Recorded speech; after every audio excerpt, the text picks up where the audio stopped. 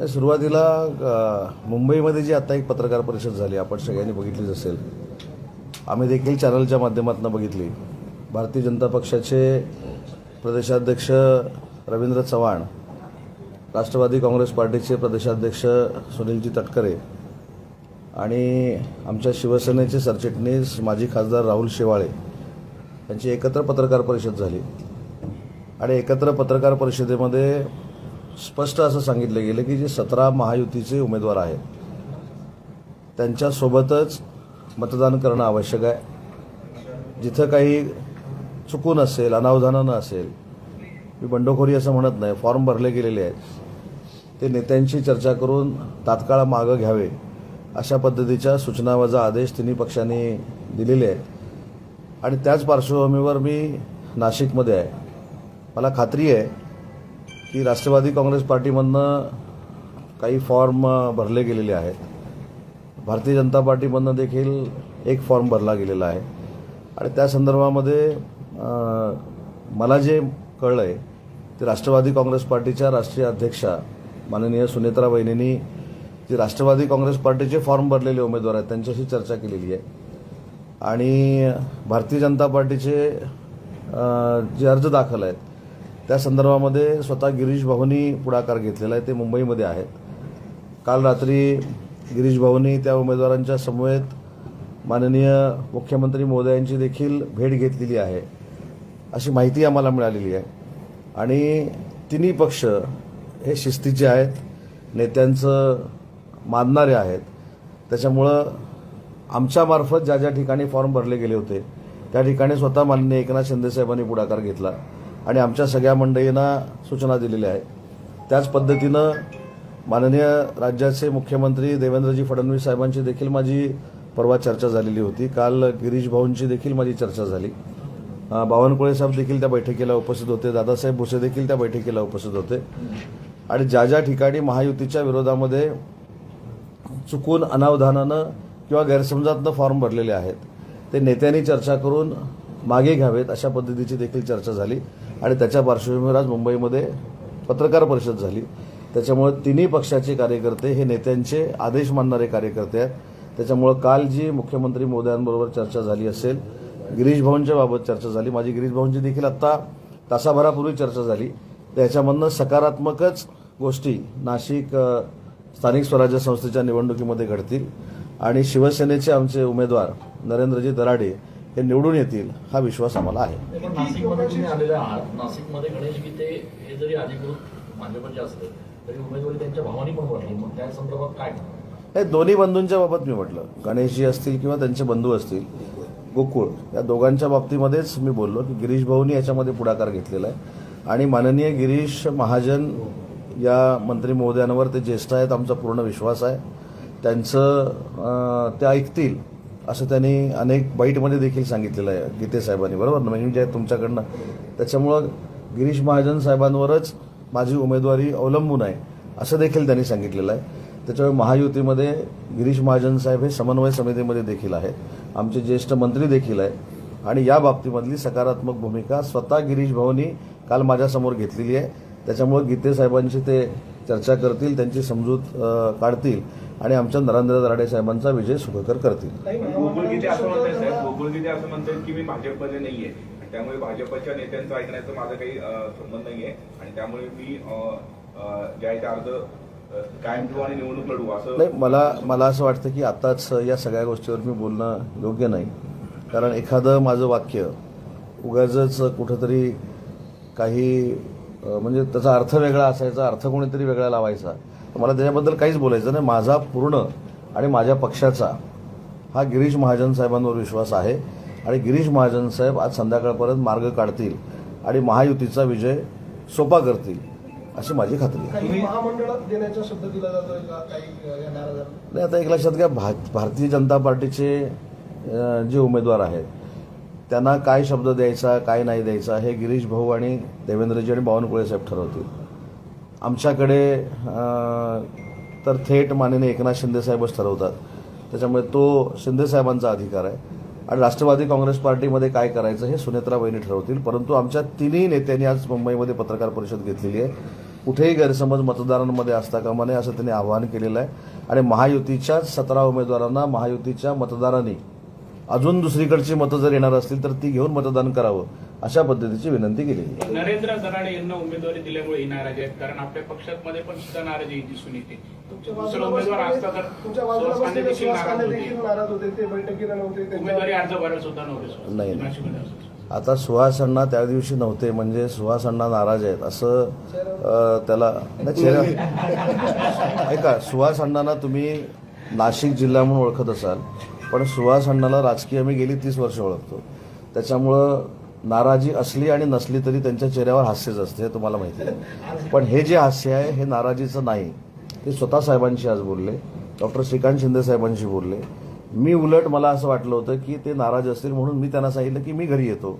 तर त्या व्यक्तीनं मला असं सांगितलं, हे काय तुमच्या घरचं काम नाही, हे पक्षाचं काम आहे. त्याच्यामुळे तुम्ही जिथं आहे तिथं येतो. आणि आम्ही काही ठिकाणी अन्य लोकांनी जे फॉर्म भरलेले होते त्यांच्या घरी देखील जाऊन आलो. सुहास अण्णांनी त्याच्यामध्ये पुढाकार घेतला होता. महानगरपालिकेचे उपमहापौर या ठिकाणी उपस्थित आहेत. त्याच्यामुळं आमची जी काही मतं आहेत, भाजपाची जी काही मतं आहेत आणि राष्ट्रवादी काँग्रेस पार्टीची जी मतं आहेत ही महायुतीला मतदान करणारी मतं आहेत. आणि त्या बाबतीत जो गीतेसाहेबांचा विषय आहे, गणेश गीतेसाहेबांचा आणि त्यांच्या बंधूंचा, हा विषय लवकरात लवकर गिरीश महाजन साहेब सोडवतील हा ठाम विश्वास माझ्यासारख्या कार्यकर्त्याला आहे. कारण गिरीश महाजन साहेबांच्या सांगण्यावरून मी नक्की फॉर्म मागे घेऊ शकतो असे अनेक बाईट त्यांचे आम्ही ऐकलेले आहेत. तर एवढे तुल्यबळ उमेदवार तुमच्याकडे असताना प्रसारणाचा विषय जो सुरू होता, काय नेमका क्रायटेरिया लावण्यात आला उमेदवारी फायनल करताना तुमच्याकडून? नाही, पहिली गोष्ट अशी आहे की शिवसेना हा असा एक पक्ष आहे की तिथे उमेदवारी जाहीर झाल्यानंतर तो क्रायटेरिया काय होता, कशा पद्धतीचा होता, याच्यापेक्षा पक्षाच्या प्रमुखांचा आदेश झालेला आहे, पक्षाच्या मुख्य नेत्यांचा आदेश झालेला आहे. त्याच्यामुळे आम्ही सगळ्यांनी एकत्र बसून, मी देखील संपर्क मंत्री इथला असल्यामुळं साहेबांना शब्द दिलाय की आम्ही सगळे एकत्र आहोत, चिंता करण्याची काय आवश्यकता नाही. तुम्ही इतर काही उमेदवारांची भेट घेतली, मात्र गणेश गीते यांची तुम्ही भेट घेणं अपेक्षित होतं. नाही, गणेश गीतेंची, हे बघा, गणेश गीतेंची नक्की भेट मी घेईन. गणेश गीते आता जर नाशिकमध्ये आले असतील तर मी नक्की भेट घेईन. पण माझी जी माहिती अशी आहे की गणेश गीते काल रात्रीपासून मुंबईला आहेत. तुम्ही येणार म्हणूनच गेलेत की? आता मी सांगितलं की गिरीश महाजन साहेबांनी त्यांना बोलून घेतलं. गिरीश महाजन साहेबांनी मुख्यमंत्री मोदयांकडे त्यांना घेऊन गेले होते, ही इथपर्यंत मला माहिती आहे. पण त्याच्या पुढे जाऊन मी सांगितलं की गणेश गीते साहेबांच्या बाबतीत मी बोलण्यापेक्षा त्यांनी स्पष्ट तुमच्यामार्फत बाईट दिलेला आहे की गिरीश महाजन साहेब जे सांगतील ते मी करणार आहे. त्याच्यामुळे गिरीश महाजन साहेब समन्वय समितीचे सदस्य आहेत, आमचे ज्येष्ठ नेते आहेत महायुतीतले. त्याच्यामुळे गिरीश महाजन साहेब महायुतीच्या संदर्भातला हा जो निर्णय आहे, त्यांचा अर्ज मागे घ्यायचा, हा पुढाकार घेऊन घेतील, हा विश्वास आम्हाला शिवसेनेच्या सगळ्या मंडळींना आहे. सावंत साहेब, अशी ही आता चर्चा आहे सुरू की शिंदेच्या सेनेला रोखण्यासाठी भाजपने बंडखोर उतरवले आणि त्या बंडखोरांना ठाकरेंची शिवसेना मदत करते. जवळपास 50 मतं नाशिकमध्ये ठाकरेंच्या सेनेचे त्यांनी उमेदवार दिला नाही. एक छुपी युती. पण आपण असं का उलटं म्हणायचं नाही की नरेंद्र दराडेंसाठी युबीटीनं उमेदवार दिला नाही? संजय राऊतांनी स्पष्ट सांगितलं ते काय? की आमचा पहिला शत्रू हे एक शिंदे सेना आहे. साहेब, पैशांचा फोर्स आहे तुमच्याकडे. आपली ही पत्रकार परिषद मुंबईची आणि नाशिकची आपण गेली 3.5-4 वर्ष बघतोय. ती फक्त शिंदे साहेबांवर आणि आमच्या शिवसेनेवर टीका करण्या एवढीच असते. त्याच्यामुळे त्यांनी काय बोलले ह्याच्यावर जास्त चर्चा करण्यापेक्षा गिरीश महाजन साहेबांनी पुढाकार घेऊन गीतेंचा अर्ज मागं जाईल, त्यावेळी सगळ्या गोष्टी थांबतील. आणि म्हणून ते काय बोलले त्यांचं उत्तर द्यायला मी पत्रकार परिषद घेतलेली नाही. माझं म्हणणं असं आहे की शिवसेनेची मतं, भारतीय जनता पक्षाची मतं आणि राष्ट्रवादी काँग्रेस पार्टीची मतं ही सगळी एकत्र केली तर आमचा विजय हा 2/3 मेजॉरिटीनं होतो. आणि त्याच्यासाठी स्वतः गिरीश भाऊ पुढाकार घेतील, भुजबळ साहेब पुढाकार घेतील आणि शिवसेनेचे आमचे सगळे एकत्र राहतील, हा मला विश्वास आहे. पण येवल्याच्या राजकारणामुळे भुजबळ सक्रियने असंही बोललं जाते. नाही, महाराष्ट्रातल्या प्रत्येक जिल्ह्यामध्ये वेगवेगळी राजकारणं आहेत. त्या राजकारणाचा आणि निवडणुकीची जर आपण सांगड घातली तर काहीच होणार नाही. सुहास अण्णांमधला आणि भुजबळ साहेबांमधली जी दरी होती ती मला आता सुहास अण्णांनी अगदी मनाचा मोठेपणा ठेवून सांगितले की माझ्या पक्षाच्या उमेदवारासाठी मला भुजबळ साहेबांकडे जर जावं लागलं तर मी देखील जाईन, हा मनाचा मोठेपणा आहे. त्याच्यामुळे आमची महायुती ही अभेद्य आहे. जरी काही पाठीपुढं झालं असेल तर महायुती म्हणून आम्ही सगळं ते विसरलेलो आहोत. एका बाजूला विधान परिषदेची तुम्ही म्हणजे समन्वयाची भूमिका घेता, आता दुसऱ्या बाजूला सत्तारांनी आज असं म्हटलंय की भाजप डॉमिनेट करताय, निधी देत नाही, आम्ही कामं कशी करायची. इतर आमदार पण तक्रारी करतायत की भाजप डॉमिनेट. ती पण मला माहिती आहे अशी की अब्दुल सत्तार साहेब काल माननीय उपमुख्यमंत्री महोदयांना भेटलेले आहेत. त्याच्यामुळं मी काय सांगितलं की आज जी पत्रकार परिषद झाली त्या पत्रकार परिषदेमध्ये जे 3 नेत्यांनी महायुती म्हणून सांगितलेलं आहे तसंच्या तसं उद्या घडेल. साहेब हा प्रश्न केवळ निवडणुकीपुरता नाहीये. आपण निवडणुकीच्या दृष्टीने पत्रकार परिषद घेतली किंवा हे सांगताय, परंतु जी तुमच्या आमदारांमध्ये जी आता खदखद आहे किंवा पदाधिकाऱ्यांमध्ये ती या निमित्तानं बाहेर येते. अब्दुल सत्तार एकच नाही तर संजय गायकवाड ते पण या स्वरूपाची वक्तव्य करतायत. इथे जरी तुम्ही स्थानिक पदाधिकाऱ्यांशी चर्चा केली तर ते याच बाबत सांगतील. हे बघा, महायुतीमध्ये किंवा अलायन्समध्ये काम करताना पाठीपुढे होत असतं, त्याच्यामध्ये नाकारून काय उपयोगाचं नाही. पण त्याच्यामध्ये शेवटी शिवसेना म्हणून आम्ही जेव्हा काम करतो त्यावेळी आमच्या मुख्य नेत्यांचा पक्षप्रमुखांचा आदेश आम्ही मानतो. त्या पद्धतीनं पक्षप्रमुखांनी प्रेस कॉन्फरन्सच्या माध्यमातून आमच्या सरचिटणीस राहुल शेवाळ्यांमार्फत जो संदेश आम्हाला सगळ्यांना दिलेला आहे तो तुमच्या माध्यमातून सगळ्यांनी बघितलेला आहे. त्याच्यामुळे महायुतीमध्ये जी खदखद काही मंडळींनी व्यक्त केलेली आहे त्यासाठी समन्वय समिती आहे. त्याच्यामध्ये बावनकुळे साहेब, गिरीश महाजन आहेत, मी, दादा भुसे साहेब आणि शंभूराज देसाई आहोत आणि तिकडून भुजबळ साहेब आणि मुश्रीफ साहेब आहेत. तर आम्ही दर आठवड्यामध्ये मंगळवारी ही चर्चा करत असतो. त्याच्यातनं हे मार्ग निघतील आणि कुठच्याही मित्रपक्षाच्या आमदारावर किंवा कार्यकर्त्यावर अन्याय होणार नाही ही दक्षता आम्ही समन्वय समितीतनं घेत असतो. समन्वय समितीतले 2 मंत्री अडचणीचे ठरतात तुमच्या उपकारामध्ये. साहेब, राजकारणामध्ये कसं आहे की काही गोष्टीमध्ये आता ते योगायोगानं समन्वय समितीमध्ये आहेत, पण मी अडचणीचं ठरतं असं म्हटलेलंच नाही. माझ्या पत्रकार परिषदेमध्ये मी कुठेही अडचणीचं ठरतंय असं म्हटलं नाही.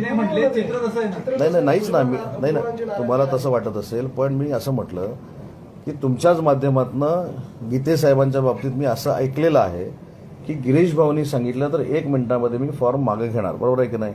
मग गिरीश भाऊ हे आमच्या पक्षामधले जरी नसले तरी मित्रपक्षाचे नेते आहेत, समन्वय समितीमध्ये आहेत, ज्येष्ठ मंत्री आहेत, तर ते महायुतीचा आमचा उमेदवार इथं आणण्यासाठी गीते साहेबांना विनंती करतील आणि फॉर्म मागे घेतील हा मला विश्वास आहे. त्याच ठिकाणी गणेश गीतेंचे बंधू गोकुळ गीते हे म्हटले की मी कुठल्याही परिस्थितीमध्ये माघार घेणार नाही. त्यांनी तोच मगाशी प्रश्न विचारला, त्याचं उत्तर मी ऑलरेडी दिलेलं आहे. तर त्याच्यामध्ये गिरीश महाजन साहेबांचा रोल हा सकारात्मक असेल आणि पुढे आम्ही नक्की विजयी पाऊल टाकू याचा आम्हाला विश्वास आहे. साहेब, महाविकास आघाडीकडनं उमेदवार जो दिलेला नाहीये तर त्याचा आधार त्यांनी असा घेतलाय की घोडे बाजार मोठ्या प्रमाणात सुरू आहे आणि आम्ही कुठेच तिथे लागत नाही, संख्येने सुद्धा आणि पैशाने मग सगळीकडचेच फॉर्म मागे घ्यायला पाहिजे होते ना. हे बघ कसं आहे, हे नाटक आहे. नाशिकमध्ये येऊन सांगायचं घोडे बाजार भरपूर आहे म्हणून आम्ही नाशिकला अर्ज भरला नाही. मग एवढीच जर घोडे बाजाराची काळजी आहे तर अख्ख्या महाराष्ट्रातले अर्ज त्यांनी मागे घ्यावे ना, बरोबर आहे की नाही. त्याच्यामुळे हे ठीक आहे. पण दुसरं एक मला महत्त्वाची गोष्ट जी सांगायची आहे की याच पत्रकार परिषदेमध्ये की काही लोकांनी आम्हाला निमंत्रण दिलंय, मातोश्रीवर या, इकडे या, तिकडे या, काय तर आम्हाला काही मातोश्रीवर जायची काही अजिबात आवश्यकता नाही. याच्यामध्ये महत्त्वाची गोष्ट अशी आहे की शिवसेना कोणाची हा जेव्हा कौल आम्ही मतदारांकडे मागायला गेलो त्यावेळी वंदनीय बाळासाहेबांच्या विचाराची एकनाथ शिंदे साहेबांच्या नेतृत्वाखाली चालणारी शिवसेना, गट नाही, शिवसेना हीच खरी शिवसेना आहे हा आशीर्वाद मतदारांनी दिला. महाराष्ट्रामध्ये 72पेक्षा जास्त आमचे नगराध्यक्ष आहेत.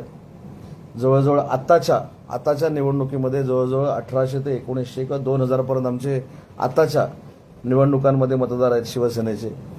महानगरपालिकेमध्ये 500पेक्षा जास्त नगरसेवक आहेत. 80 पैकी 60 आमचे आमदार निवडून आलेले आहेत. त्याच्यामुळे जे काय उगाच जे गैरसमज पसरवला जातोय की ह्यानी या, ह्यानी नको, ह्यानी या, त्यांनी नको, आम्ही येतो म्हणून सांगितलंय कुठं, आम्हाला गरजच नाही. मुद्दा असा आहे की ज्यावेळी अशा पद्धतीच्या चर्चा होतात त्यावेळी एक वेगळं वातावरण निर्माण करण्याचा काही लोकांचा प्रयत्न असतो. अजिबात काय आम्हाला कुठे याची गरज नाही. माननीय एकनाथ शिंदे साहेबांच्या नेतृत्वाखाली शिवसेना पक्षाला 100% भरभरून आशीर्वाद जनतेनं दिलेले आहेत, महाराष्ट्राच्या मतदारांनी दिलेले आहेत. त्याच्यामुळे ही चर्चा देखील जे करतायत त्यांना ती करू दे, परंतु आमची शिवसेना आहे आणि समोरचा उभाठा गट आहे हे मग सगळ्यांनी आधी समजून घेतलं. ते तुम्हाला नुसतं निमंत्रण देत नाही, तुम्हाला पश्चाताप झाला असेल तर तुम्ही असं म्हणतात. आम्हाला पश्चाताप झालाय त्यांना कसं कळलं झाला असेल तर आधी पहिली गोष्ट लक्षात घ्या. अशाच पत्रकार परिषदेमुळं 20 वर आले. अशाच पत्रकार परिषदेमुळं 6 नगराध्यक्ष झाले, त्यातले 2 आता आमच्याकडे येत आहेत. अशाच पत्रकार परिषदेमुळं महानगरपालिकेमधली सत्ता गेली. अशाच पत्रकार परिषदेमुळं ह्या सगळ्या गोष्टी झालेल्या आहेत. त्यामुळे त्यांच्या पत्रकार परिषदेवर बोलण्यापेक्षा शिवसेना म्हणून मी आमचा खुलासा केला की शिंदे साहेबांच्या नेतृत्वाखाली हे बघा पश्चाताप कोणाला झाला होता, आले ना आमच्याकडं, झाले ना उपमहापौर. शिवसैनिक शिवसेनेतच राहू शकतो. बघा शिवसैनिक खऱ्या शिवसेनेतच राहू शकतो. त्याच्यामुळं पश्चाताप कोणाला झाला, जे तिकडं होते त्यांना झाला म्हणून ते आले ना. त्याच्यामुळे हे मोठे म्हणतो खासदार किती येणार? किती खासदार येणार आता? नाही, आता आपण पहिलं विधान परिषदेवर बोलू, खासदारांचा नंतर वेगळा, खासदारकी नंतर आहे. पश्चाताप झालेल्यांची यादी केली का आपण?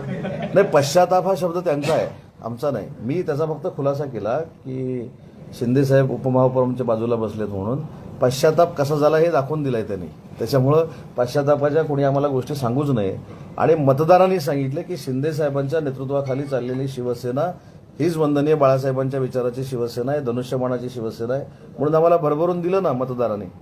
त्याच्यामुळे चिंता करण्याची काही आवश्यकता नाही आणि आम्हाला कुठं जायची काही आवश्यकता नाही. रोहित पवारांनी असा आरोप केलाय की एमएलसीच्या एकेका जागेसाठी 50-50 कोटींचा रेट जो आहे तो निघालेला आहे.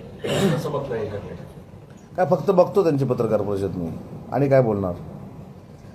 एखाद्या गोष्टीला जर उत्तरच नसेल आणि एखाद्या गोष्टीचा अशा पद्धतीनं विपर्यास करून सांगण्याची जर पद्धत असेल त्याच्यावर काय बोलायचं. शेवटी अशा गोष्टी करून अशा पत्रकार परिषद घेऊन आमचा पराभव निश्चित आहे हे त्यांनी शिक्कामोर्तब केलं. याच्या पलीकडे काय. ज्या नरेंद्र दराडेंना उमेदवार दिले, बोला. ज्या नरेंद्र दराडेंना उमेदवार दिले, निवडून आल्यानंतर त्यांचं पक्षात काही योगदान नसतं, सक्रिय नसतात, पक्षवाढीसाठी काही संघटन नसतं, असा आरोप शिवसेनेच्याच नगरसेवकाकडून केला जातोय.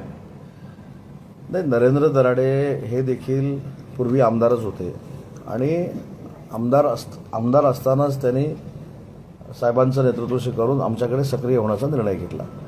त्याच्यामुळं त्यांना पुन्हा एकदा उमेदवारी देण्यात आलेली आहे आणि कोणी आमच्यातले नाराज नाहीत, नाराज कोण होणार नाहीत आणि तुम्ही पण करू नका आमच्या लोकांना नाराज असे सारखे सारखे प्रश्न विचारून. त्याच्यामुळे अजिबात कोण नाराज नाहीत.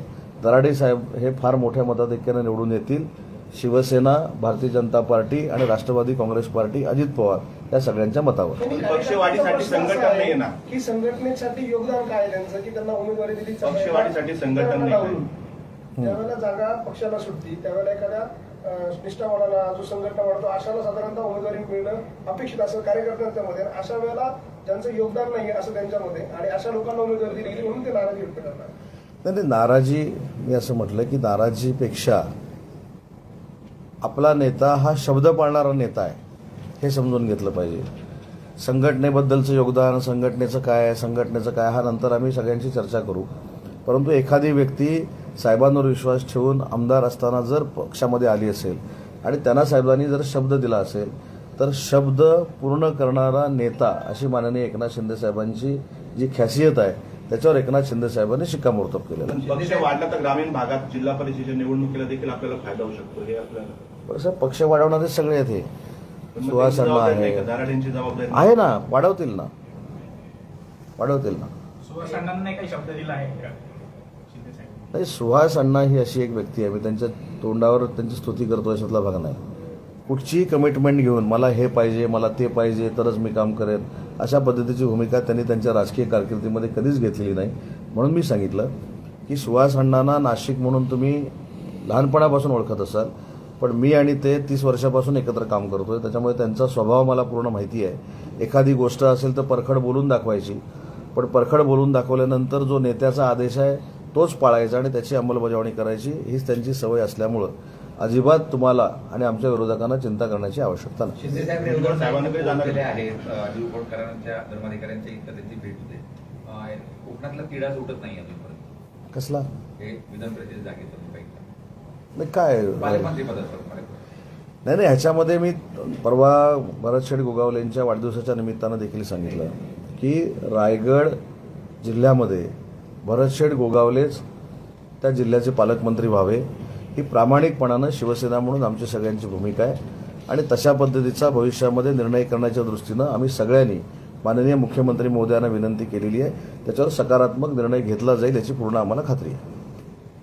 गणेश गीते यांच्या विरोधात कायदेशीर कारवाई पण काही सुरू केली असे करताय दराडे यांनी उच्च न्यायालयात. कोणी? असं कळालं की गणेश गीते यांचा जामीन रद्द करावा म्हणून नाही, उच्च न्यायालयात कोणी तक्रार? अजिबात नाही. पहिली गोष्ट ही आता जसं खासदारकीला फेक नरेटिव्ह काही लोक सेट सांगितलं नाही फेक नरेटिव्ह सेट केला आहे तसं गणेश गीतेंच्या मनामध्ये काहीतरी वेगळं निर्माण करून देण्यासाठी काही लोकांचा प्रयत्न असेल. अजिबात असलं काही झालेलं नाही आणि असं कोण करणार देखील नाही. आम्ही मैदानात जाऊन जिंकणारी लोक आहोत. असं कर, अर्ज कर, तसं कर, असं काहीच नाही. म्हणून आम्ही विनंती करतोय. गणेश गीते साहेबांना विनंती करण्यामागचं, गिरीश भाऊंना विनंती करण्यामागचं कारण हे आहे की कोर्ट कचेरी कोणाला अडचणीत आणणं आणि एखाद्याला अडचणीत आणून दबाव आणणं ही शिंदे साहेबांच्या नेतृत्वाखालच्या शिवसेनेची पद्धत नाही.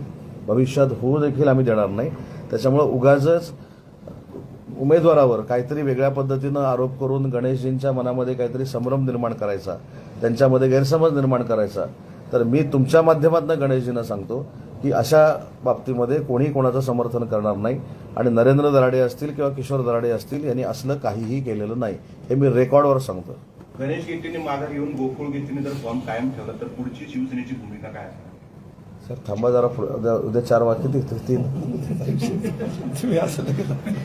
उद्याचे प्रश्न पण तुम्ही आजच विचारता, त्याच्यामुळे भीती वाटते. हां नाही, बघू ना आता. आधी उद्याचं तुम्ही कधीपर्यंत आहात नाशिकमध्ये? तुम्ही सांगाल तितके वेळ थांबतो.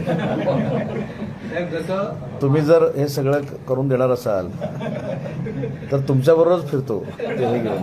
18 जून पर्यंत थांबले तर नाराजी कळेल तुम्हाला. काय 18 जून पर्यंत थांबले तर नाराजी कळेल बा. तुम्ही म्हणताय कधीपर्यंत थांबले? तुम्ही अजिबात चिंता करू नका. तुम्ही आमच्या कार्यकर्त्यांपेक्षा लोड जास्त घेतलाय. आमचे कार्यकर्ते काही नगरसेवक तुमच्यापर्यंत बोलू शकत नाही, ते आमच्याकडे बोलतात. म्हणून मी सांगितलं की तो अजिबात तुम्ही लोड घेऊ नका. त्याच्यासाठी माननीय शिंदेसाहेब सक्षम आहेत, गिरीश भाऊ महाजन आणि देवेंद्रजी सक्षम आहेत आणि सुनेत्राबाई सक्षम आहेत. तुम्ही खरं तर आम्हाला सगळ्यांनी सहकार्य केलं पाहिजे. म्हणून मगाशी सांगितलं की चला गिरीश भाऊ नाही, तुमच्या माध्यमातून होत असेल मी तुमच्यावर फिरतो ना दिवसभर. आणि म्हणून मगाशी तुमच्या कोणाच्या तरी प्रश्नाला उत्तर मी दिलं की मी इथं असून सुद्धा गणेश गीतेंना भेटलो नाही किंवा काय, अशा पद्धतीचं काहीच नाही. ते मुंबईमध्ये आहेत याची मला पूर्ण खात्री आहे आणि योग्य तो निर्णय गिरीश महाजन साहेब घेतील याची देखील खात्री आहे. आणखीन एक विषय साहेब, आपण कालपासून नाशिकमध्ये आहेत, पंढरपुरांची चर्चा करत आहेत, पण भाजपचे आपण सारखं नाव घेतोय गिरीश महाजन किंवा अन्य वरिष्ठ नेते नाशिकमधून कोणीच प्रयत्न करत नाहीत ना की भाजपच्या बंडखोरांची चर्चा करा, हे करा. ठीक आहे, मुंबईमध्ये करतायत, पण त्यांचं पहिल्यापासूनच या संपूर्ण निवडणुकीमध्ये ऍक्शन वरती कुठलाही नेता आला नाही भाजपला. पण कालच झालं ना. समन्वय समिती नाही, अर्ज दाखल करण्यासाठी सुद्धा भाजप तुमच्याबरोबर असते तर चित्र आणखी वेगळं असतं असं. त्याने साहेब कसं आहे, हे सगळं होईल तुम्हाला बघायला मिळेल. हे सगळं तुमच्या मनातल्या सगळ्या इच्छा महायुती पूर्ण करेल. तुम्ही अजिबात चिंता करू नका. गिरीश भाऊ माझ्याबरोबर दिसतील, भुजबळ साहेब मध्ये असतील कारण ते सिनियर आहेत. आम्ही दोघं बाजूला असू. दादा भुसे साहेब असतील, सुहास अण्णा असतील, आमचे शिंदे साहेब असतील, दराडे साहेब असतील. तुम्ही अजिबात चिंता करू नका. तुम्हाला जो आवश्यक फोटो आहे ना तो आम्ही लवकरात लवकर देऊ.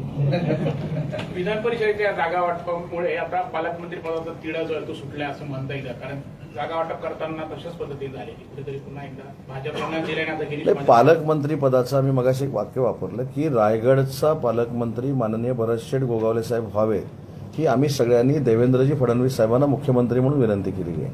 त्याच्यामुळं पालकमंत्री पदाचा अधिकार हा 3 नेत्यांना आहे. माननीय देवेंद्रजी, माननीय शिंदे साहेब आणि माननीय सुनेत्राबाईंनी. ते योग्य ते निर्णय घेतील आणि तुम्हाला ते कळेल.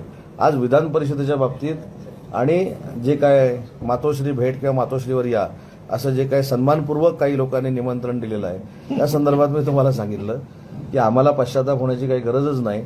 जे पश्चाताप झाले ते आमच्याबरोबर आलेले आहे. तुम्ही रायगडबाबत नाशिकचं कोण व्हावं ताकदीने असं सांगताय. वाटतं पालकमंत्रीपद? हा? सावंतसाहेब, तुम्ही रायगडबद्दल महायुतीचा पालकमंत्री व्हावा असं वाटतं.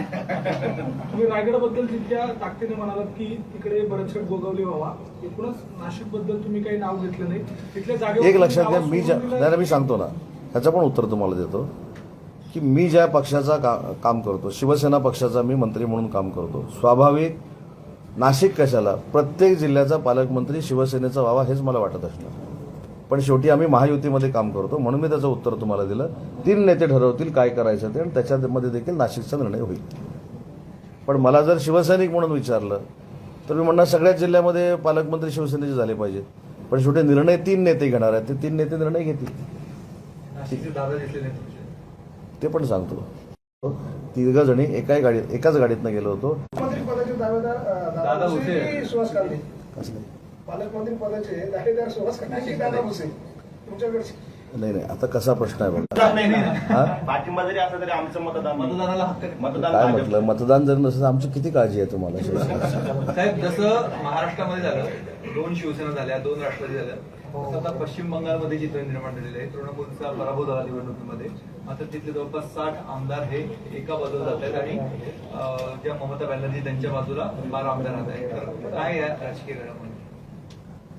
नाही तर पश्चिम बंगालमध्ये पहिली गोष्ट म्हणजे जो काही निकाल आला तो एनडीएच्या बाजून आला आणि त्याच्यामागे कुणीही काही सांगू दे, माननीय नरेंद्र मोदी साहेबांची, अमित शाह साहेबांची प्रचंड मेहनत होती. त्याच्यामुळे तिथं रिझल्ट बदलला हे आपल्याला मान्य करावं लागेल. आणि आता ते 60 लोक का बाहेर पडलेत हे मला कल्पना नाही त्याची, पण 60 लोक बाहेर पडून कुठं जाणार आहेत हा देखील एक प्रश्न आहे. त्याच्यामुळे आपण आधी पहिलं बघू ते 60 लोक जे बाहेर पडले ते कुठं जात आहेत, काय करतात, तर मग त्याच्यावर चर्चा करू.